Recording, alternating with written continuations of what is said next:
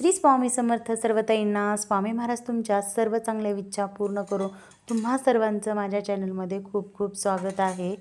तर हा व्हिडिओ आहे तो कालचा रविवारचा आहे. जी काही माझी दिनचर्या आहे ती मी तुमच्यासोबत आज शेअर करणार आहे. आणि दिनचर्या शेअर करत करत तुम्हाला मी एक स्वामी महाराजांची सेवासुद्धा सांगणार आहे की प्रत्येकाला प्रश्न पडतो की स्वामी महाराजांची नित्यसेवा कशी करावी. आणि आम्हाला पारायण होत नाही. भरपूर अशा ताई आहेत त्यांना पारायण होत नाही. स्वामी महाराजांची सेवा संकल्पयुक्त होत नाही.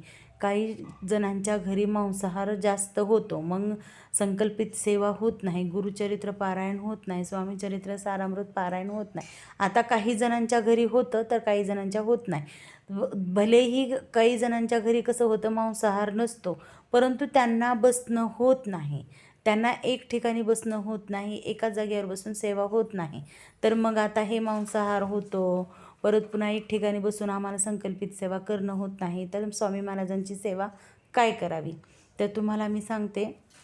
स्वामी महाराजांची सेवा हो, संकल्पित सेवा केलेली लवकर फलित जाते. परंतु तुम्ही जर निस्वार्थी मनानं स्वामी महाराजांची सेवाच करायचं आहे असं मनात भाव ठेवून आणि सगळं काही स्वामी महाराजांवर सोपवून तुम्ही जर महाराजांची सेवा करत असाल, दिवसातून 10 वेळेस जरी स्वामी महाराजांचं नामस्मरण केलं तरीसुद्धा महाराजांपर्यंत ते पोहोचतं. आणि जे काही तुमचे दुःख आहेत, संकट आहेत ते नक्कीच दूर होणार.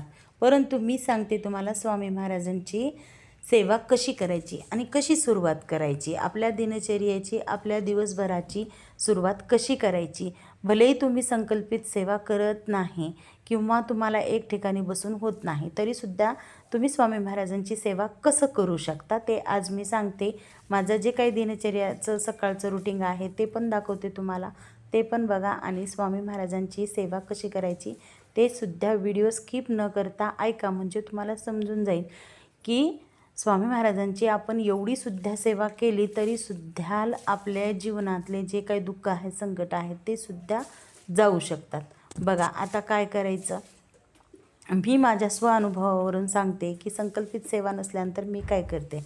तर काय करायचं बघा, जेव्हा तुम्ही सकाळी हातुरणामधून उठता त्यावेळेला सगळ्यात पहिले तोंडात नाव घ्यायचं, म्हणजे महाराजांचं नामस्मरण घ्यायचं. श्री स्वामी समर्थ म्हणून उठायचं. आपले जे काही हात आहेत ते बघायचे. आपले हे जे काही तळहात आहे ते आपण सगळ्यात अगोदर बघायचे. तर आपले तळहात बघायचे. आपले हे हात आहेत ना, हे हातानं आपल्याला काम करायचं. हे आपलं कर्म आपल्या हातातच असतं. त्यामुळं आपले हात बघायचे आणि ओम नमो भगवते वासुदेवाय म्हणायचं. सरस्वती मातेचं नामस्मरण करायचं. स्वामी महाराजांचं नामस्मरण करायचं. आपल्या तोंडावरून हात फिरवायचा. धरती मातेचा आशीर्वाद घ्यायचा. का तर आपण धरती मातेवर आपल्याला पाऊल ठेवायचं आहे. त्यामुळं धरती मातेचा आशीर्वाद घ्यायचा आणि श्री स्वामी समर्थ म्हणत म्हणत नामस्मरण करत करत कामाला सुरुवात करायची. बघा, जेव्हा आपण नामस्मरण करत करत काम करतो तेव्हा आपल्या मनामध्ये काहीच विचार येत नाही. दुसऱ्याच्या बाबतीत विचार येणार नाही, कुणाचा विचार येणार नाही, कुणाला काही बोलणं होणार नाही. कारण कसं होतं बघा, आपण जर लोकांच्या बाबतीत बोलत राहिलो, लोकांच्या बाबतीत विचार करत राहिलो तर आपल्याला तशी सवय लागते. आणि जर आपण नामस्मरण करत जर गेलो तर महाराजांचं नामस्मरण करण्यानं काय होईल, तर चांगलंच होईल, वाईट तर होणारच नाही. त्याकरता सकाळी महाराजांचं नामस्मरण करत करत आपलं जे काय पारुसं काम आहे, जे सकाळचं आपण करतो, आंघोळीच्या अगोदर झाड झटक, पाणी मारणं, दरवाजे धुणं, उंबरे धुणं, जे काय काम असतं, फरशी पुसणं, झाडून काढणं, जे काय आहे ते तसं करायचं. मी तर तसंच काम करते बघा. जे काही माझं काम आहे ते मी सगळं नामस्मरण करत करत काम करते. आणि तेच असतं माझी सेवा. त्यानंतर परत पुन्हा नित्यसेवा असते. नामस्मरण करायचं बघा. नामस्मरण झालं की आपली जेव्हा आंघोळ होते, सगळं काही होतं, तेव्हा देवपूजा करत करत जे काही मंत्रस्तोत्र आहेत, तुम्हाला म्हणता येत नाही, तुम्ही पुस्तकात वाचू शकत नाही, तर यूट्यूबला लावून द्यायचं. श्रीसूक्त, महालक्ष्मी अष्टकम, विष्णू सहस्त्रनाम, परत पुन्हा व्यंकटेश स्तोत्र, हे जे काही सेवा आहे ते यूट्यूबला लावून द्यायच्या. आणि ह्या पण सेवा होणार, मंत्रस्तोत्राच्या सेवा होणार आणि स्वामी महाराजांचं नामस्मरणसुद्धा होणार. हे झालं की परत पुन्हा काय करायचं, पूजा करून घ्यायची. आणि पूजा केल्यानंतर दररोज नित्यनियमानं काय करायचं, 3 अध्याय वाचायचे. आणि 11 माळी जप करायचा. जर तुम्हाला 11 माळी जप होत नाही, परंतु मन शांत ठेवून तुमच्यामध्ये आणि महाराजांमध्ये कुणीच नाही आला पाहिजे, मनामध्ये कसलाच विचार नाही आला पाहिजे.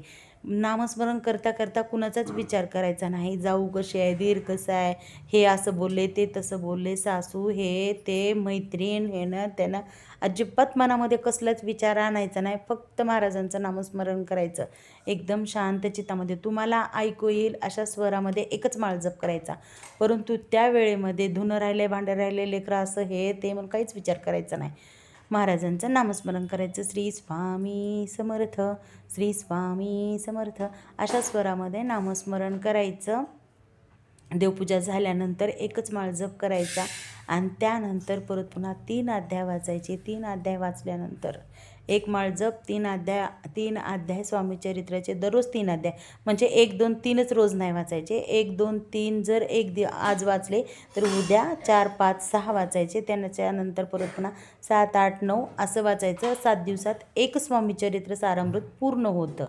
मग असं जर केलं तर बघा 3 अध्याय म्हणजे का वाचायचे 3 अध्याय, तर बघा गेलेला जो भूतकाळ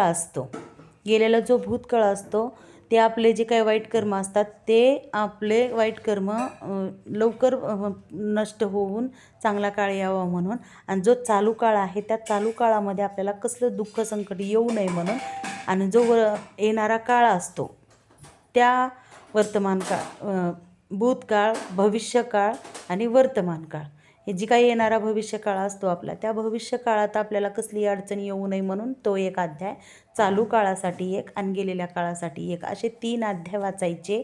एक माळ जप करायचा आणि तारक मंत्राचं पठण एक वेळेस करायचं. कारण तारक मंत्राचं जर पठण केलं तर आपला आत्मविश्वास घट्ट होतो. महाराज आहेत, अशक्य ही शक्य करणार स्वामी, अशक्य ही शक्य करतील स्वामी. स्वामी आहेत, भ्यायचं नाही. स्वामींचा एकच शब्द आहे, भिवू नकोस, मी तुझ्या पाठीशी आहे. असं जर नित्यसेवा तुम्ही दररोज केली तर बघा कसलंच तुमच्या जीवनामध्ये अडचण राहणार नाही. 90% प्रश्न हे ह्याच सेवेनं सुटतात. तर श्री स्वामी समर्थ. माझी देवपूजा झाली. सर्वांना श्री स्वामी